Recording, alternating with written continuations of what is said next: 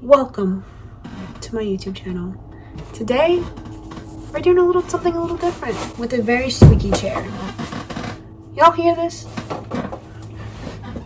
Anyway, we're doing something a little different. Today we're going to be talking about the case of Richard Ramirez, also known as a Night Stalker, and was an American serial killer during the years 1984 to 1985.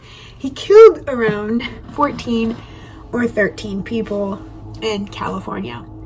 So we're going to do a little research about him. I'm very much into this, and I'm very excited to bring this video to you because I think this is the most interesting thing in the world. Not really, but it's pretty fun to talk about. So, there's only two papers, but let's dive into the case of Richard Ramirez.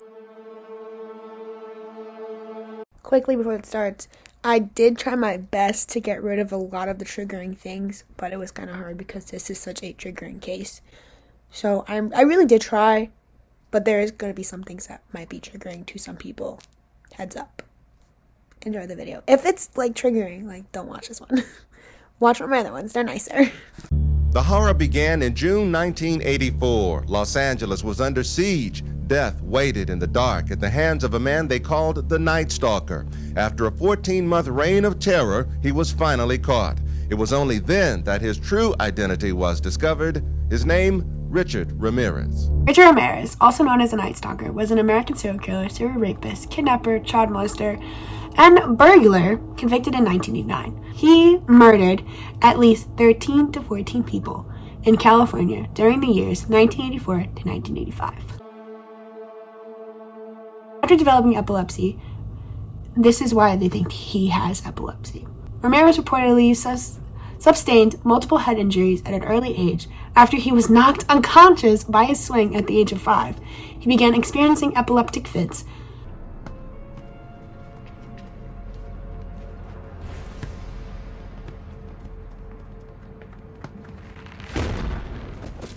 After the swing hit me, I started having seizures. I heavily edited that so you don't see a lot of the gruesome stuff in it. And because of these epileptic fits, he started to get heavily into drugs. And I didn't mention this, but he got into drugs during his teenager years when his epilepsy was obviously still prominent and still there. But he didn't start getting into drugs until he was probably I think they said in an interview I don't know why they put this together, but because of these fits, he started Satanism.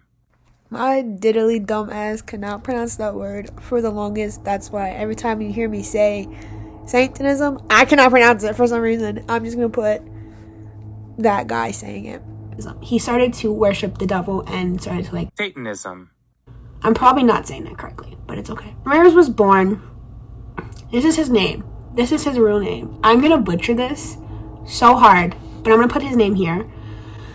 Ricardo Leva I don't want to try this. I'm not going to try it. I'm just going to put it here, Ramirez. On February 29th, 1960, in El Paso, Texas, the fifth child of a Mexican immigrants, Mercedes and Julian Ramirez. Ramirez was heavily influenced by his older cousin, Miguel, who had recently returned from fighting a Vietnam War. While he was in Vietnam, Miguel told Ramirez while he was in Vietnam, he tortured and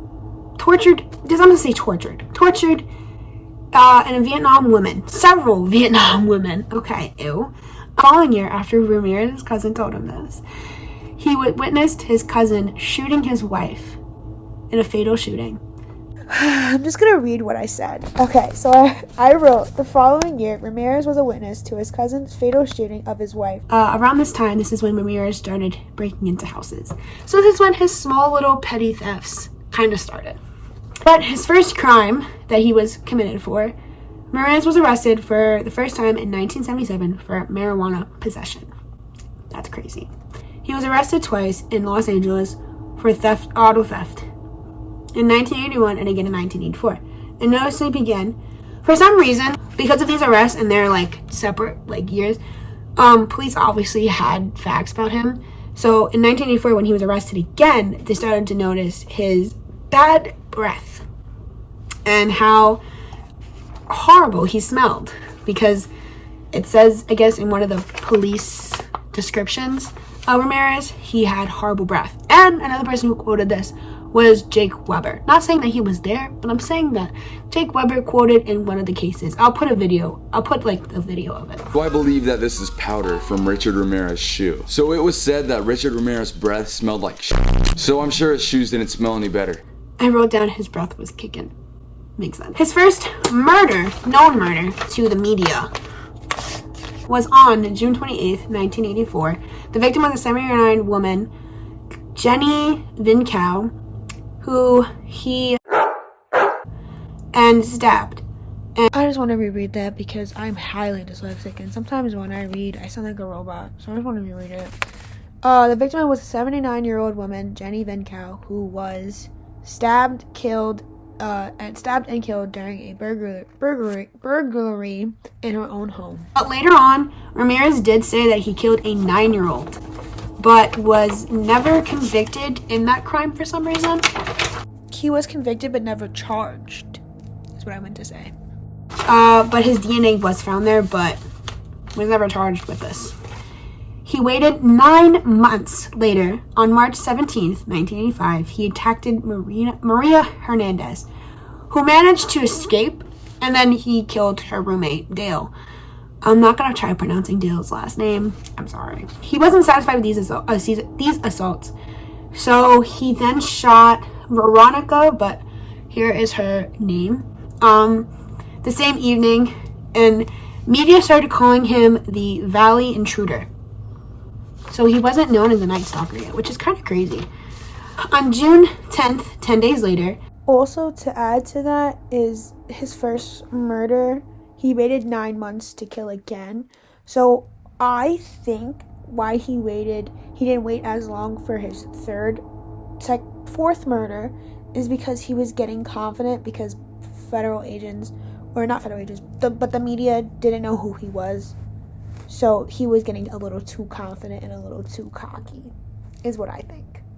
He murdered 64-year-old Vincent Zazara and his wife, Maxine, who was 44 years old, using an attack style that would soon become a pattern for the serial killer. For some reason, I lost a huge bit of the video, but I'm going to leave off where I fucking stopped.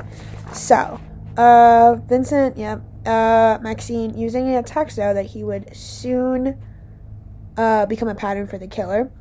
The husband was shot first, and then the wife was brutally assaulted, and then stabbed to death. These are all of the victims of him. So this led to many more assaults. So those are the 4 main assaults that most people talk about, because they were his first, and normally people pick the first assaults to kind of talk about. These are all of his victims I don't want to mention. So we have Jenny Vincow, Dale, Veronica, Vincent, Maxine, William Doy, Mabel, Mary, Joyce, Max, Layla, Chain, I'm gonna put all their names like in the video, you'll see, and Alicia. So that's all of his victims. I just wanted to add that in there.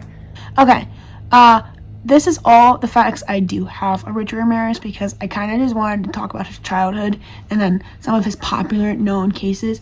This will not be the first time I do this. I do want to talk about more true crime stuff in later videos to come. I don't know if you can hear me because my laptop is hissing, but I'm very interested in childhood upbringing and childhood mental state. That's why I did mostly childhood. Okay, continue on with this. But at the moment, this is all I have.